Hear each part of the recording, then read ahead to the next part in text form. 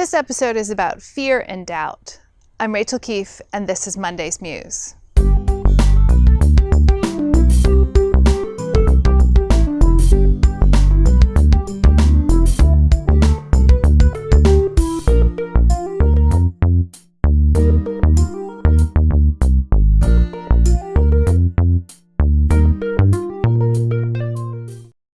If it's the first Sunday after Easter and you're following the Revised Common Lectionary, then it's all about Thomas.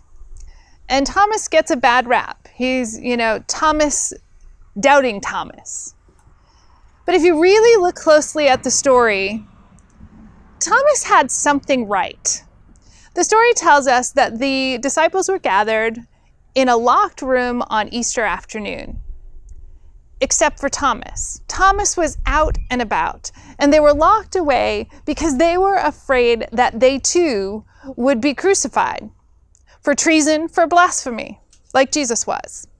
And so they were locked up, but Thomas was out and about. And then Jesus appeared to them, apparently through locked doors, the walls, whatever. Jesus came in, showed his wounds, and breathed on them the Holy Spirit. It's a pretty remarkable story. Now Thomas comes back and they tell him what happened. And Thomas says, no, I don't think so. I am not believing unless I see it for myself. So he gets this rap as being Thomas the doubter.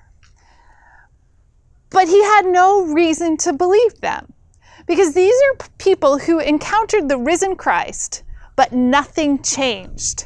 They stayed locked in that room in fear for at least a week.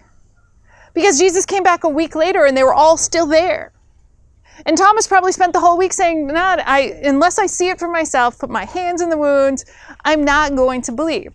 But when Jesus did appear again a week later, held up his wounds, Thomas was like, no, I don't need to touch. I believe you. So when we think about ourselves, we think about being the church in the world today. Are we locked in and locked down by our fear?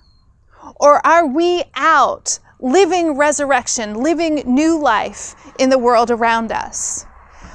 I personally think we tend to be locked in by fear. When we don't speak out against anti-Semitism that kills people, or Islamophobia that kills people, or any other fear and phobia that we have supposedly based on our religious tradition where people are dying. We are not living resurrection. We are locked down in fear. It's our fear that binds us to old ways of thinking and old ways of being church. New life, resurrection, living as Easter people will set us free in the world and we'll see all kinds of things transforming in us and around us. And maybe fear will stop killing people. Think about how you can live resurrection in your life and in the life of your faith community.